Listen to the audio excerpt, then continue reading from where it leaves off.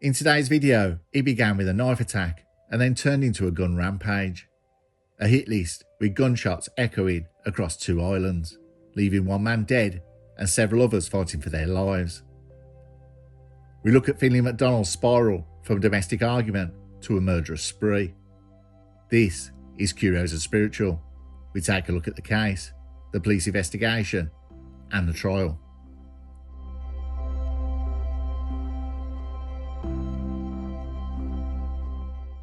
We go to the Isle of Skye in Scotland to Finlay MacDonald, 41 years old, who had undergone increasing physical suffering in the months before August 2022.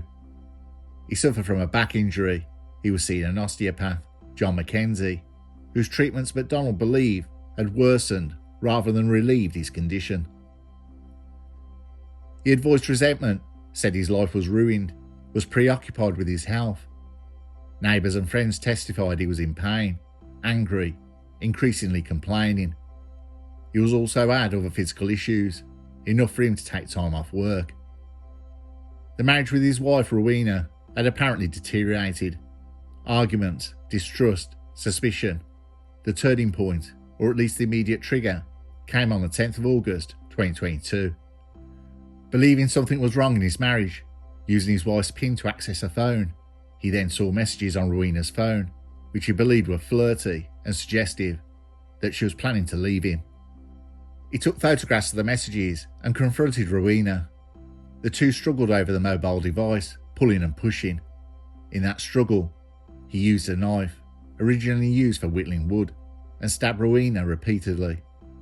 He stabbed her in the stomach several times, and when she tried desperately to escape, he pursued her out the front door, stabbing her again, on her back, and again as she fell on the floor. She later described the wounds as severe: chest, back, lung punctures. She said with every breath she was squelching blood. The children were present. One child came to the kitchen from the living room. Rowena escaped and staggered outside the best she could and made a 999 call. Her 8-year-old daughter followed her outside and took over the call. After attacking Rowena, MacDonald did not pause. According to what was presented at trial, he armed himself. He retrieved a shotgun, a Mossberg 410 pump-action shotgun, a machete-type knife, and a large supply of ammunition, a couple of hundred cartridges.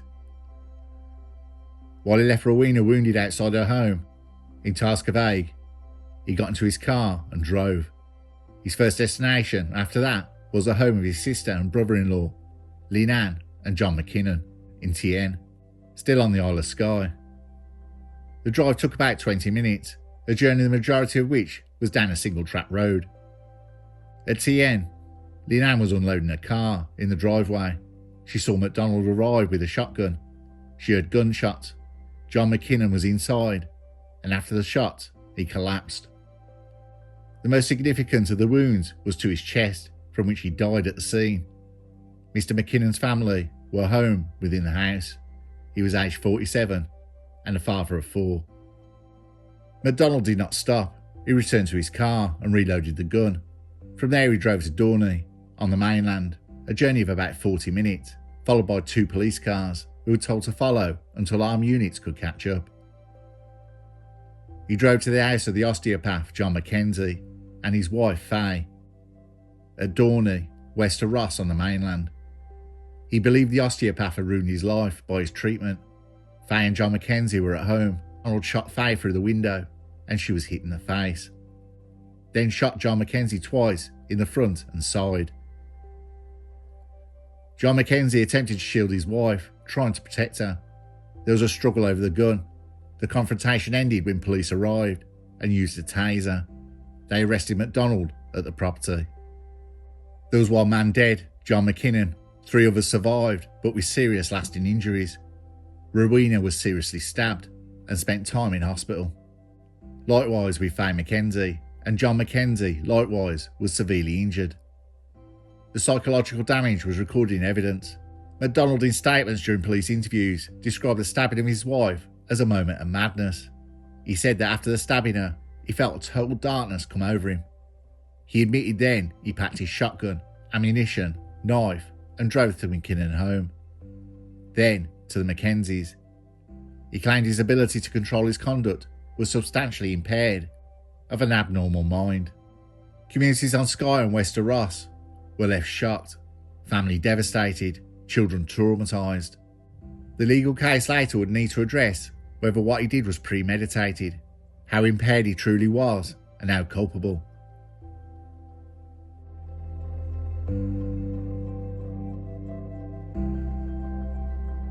We go to the police investigation. This part is about how the authorities gathered evidence, tracked MacDonald, and prepared the legal case, including how they caught him. Key sources of information were recovered: 999 calls, Rowena's call, and then her daughter. Witnesses at TN: Leanne McKinnon, Faye, and John Mackenzie. People hearing shots, neighbours. These calls provided place, time, nature of the attack. Physical movement: MacDonald's car was seen, police were alerted at his vehicle, and it was observed before and after the TN shooting, including before he crossed the Skye Bridge to the mainland. Once the incident was classified as a firearms incident, unarmed patrol cars were instructed not to intercept, but to shadow, follow him until an armed unit could arrive. This was part of a policy that allowed MacDonald to continue to Dorney. Police Scotland's major investigation team secured multiple crime scenes: Task of A, Rowena's home; TN, McKinnon's home; Dorney, Mackenzie's; and forensic units collected knives, shell casings, and the shotgun used. Trajectories of the shot was marked: bloodstains, wounds, the recorded injury details, Rowena's chest and back wounds, punctured lungs, how many times she was stabbed. His sister, Leanne's observations at TN, seeing MacDonald with a shotgun, hearing gunshots at Dorney, shots through windows, wounds to Faye and John Mackenzie. Medical reports documented injuries, hospital stays. John Mackenzie had to have a kidney removed. They also collected evidence of MacDonald, his state of mind, prior behaviour, medical history.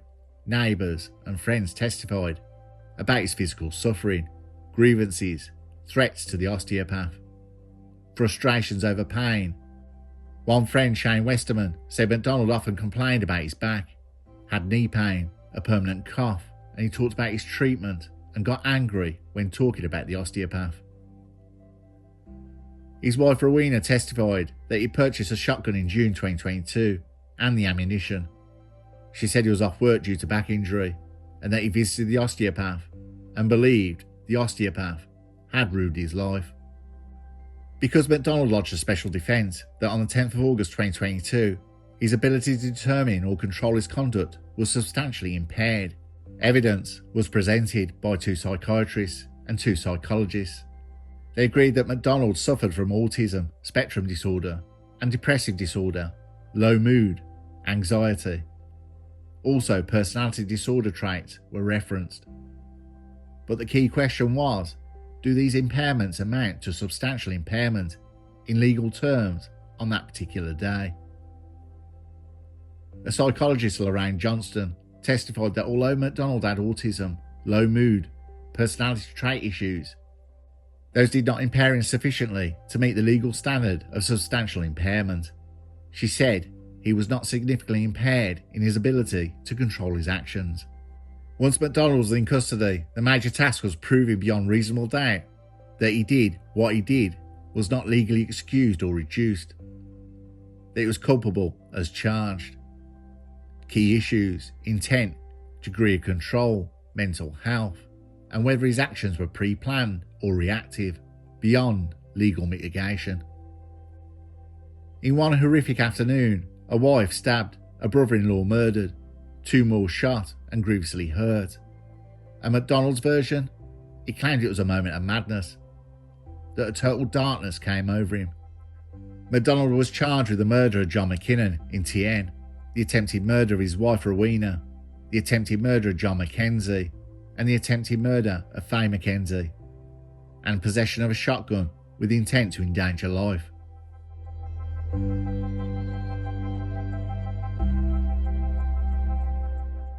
On November the 29th, 2024, at the High Court in Edinburgh, Finlay MacDonald pleaded not guilty. He lodged a special defence of abnormal mind. that on the day his ability to determine or control his conduct was substantially impaired. If the jury believed that defence, it could reduce murder to culpable homicide. This hinged on mental health assessment and evidence of impairment. The prosecution argued that MacDonald was fully in control. They emphasised the sequence. After the knife attack on his wife, MacDonald collected the shotgun, ammunition, knife, and drove to his brother-in-law's home. He committed the murder, then drove to Dorney and shot at the osteopath and his wife. That shows deliberation and mobility. They pointed to the physical evidence, the number of knife stabs. Rowena was stabbed 9 times, lung punctures, the ability to use a shotgun, the number of cartridges, and the choice of victims. They challenged the notion that mental disorders impaired him. The prosecution showed he clearly understood what he was doing. He loaded weapons, drove to locations, knew their identities, people he had grievances with, the osteopath and the brother-in-law. The fact he was able to follow through physically and maintain action over time indicated full control. MacDonald's defence claims his physical pain, ongoing medical issues, and mental and emotional strain, together with autism spectrum disorder and depressive disorder, had left him vulnerable. They said, in a downward spiral, the discovery of the messages, perceived betrayal, humiliation triggered a break. He described the first attack on Rowena as a moment of madness. The defence argued that while there was some acquisition of weapons and ammunition before August, MacDonald did not plan the murder in full. He did not foresee all the consequences, and that the accumulation of stress and fixation over treatments and injuries had eroded his capacity. They also disputed that the actions after the initial stabbing demonstrated full control. As noted, multiple expert witnesses testified, and they agreed on 2 things. MacDonald has or had autism spectrum disorder, depressive disorder, low mood, and anxiety. But they disagreed on whether these conditions substantially impaired his ability to act with full awareness or control. Rowena MacDonald, the wife, gave evidence of the stabbing. She described how MacDonald unfolded a knife, attacked, stabbed her everywhere he could. She feared for her life. Her children were present. Her escape outside, the 999 call. Lynanne McKinnon, the sister, saw MacDonald with a shotgun, heard the gunshots, and found her husband collapsed. Faye and John Mackenzie, the osteopath, and his wife. Faye was shot through the window in the face. John was shot twice and tried to protect her. Friends, acquaintances such as Shane Westerman testified about MacDonald's mounting frustration, his statements about the osteopath, and discussions of suing. After 12 days of trial, evidence, cross-examination, closing speeches, the prosecution concluded that control and intent were present. The defence emphasised impairment. The jury deliberated for about 3.5 hours. They found MacDonald guilty of the murder of John McKinnon, 3 counts of attempted murder, and possession of a shotgun with intent to endanger life. The special defence of abnormality of the mind was rejected. The jury did not believe his ability to determine control was substantially impaired, to the degree needed to reduce murder to culpable homicide.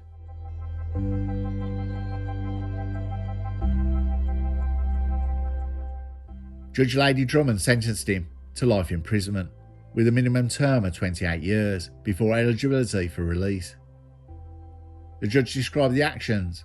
You carried out a series of brutal and mindlessly violent attacks with a knife and a pump-action shotgun within a matter of hours. What began with a frenzied, persistent attack with a knife on your wife continued with you deliberately targeting those you bore long-standing grudges against, shooting at them at close range within their homes, where they had no opportunity to defend themselves or escape. That Rowena MacDonald, Faye Mackenzie, and John Mackenzie are alive today is down to their own actions. The bravery and the responsiveness of the police, particularly local Portree police, the emergency services in reaching them, and the medical professionals who treated them. The outcome for each was as likely to have been fatal, for them and the family of John McKinnon's. This does not mean that this is a sentence of 28 years. You are sentenced to life imprisonment, and you will serve at least 28 years before you can be considered for release on parole. It will be for the parole board to determine when you will ultimately be released, and they'll consider the safety of the public in reaching that decision. The question of the parole board cannot arise before the punishment part has passed.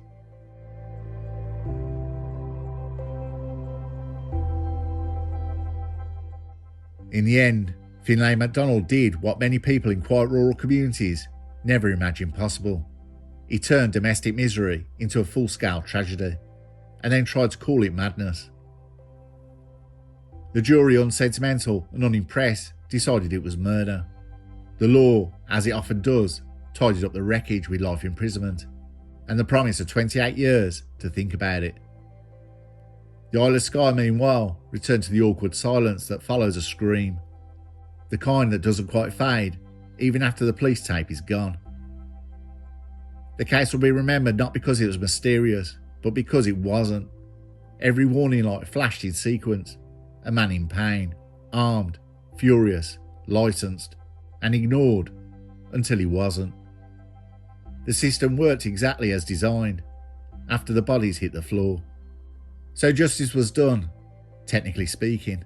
The police did their jobs, the lawyers earned their fees, and the jury spent a few days confirming that stabbing, shooting, and blaming one's back pain is not a recognised defence. A community learned again that it can happen here. It's always the first lie, and Finlay MacDonald, self-diagnosed victim of everyone else's sins, got what he insisted he wanted all along: peace, silence, and nobody else to blame but himself.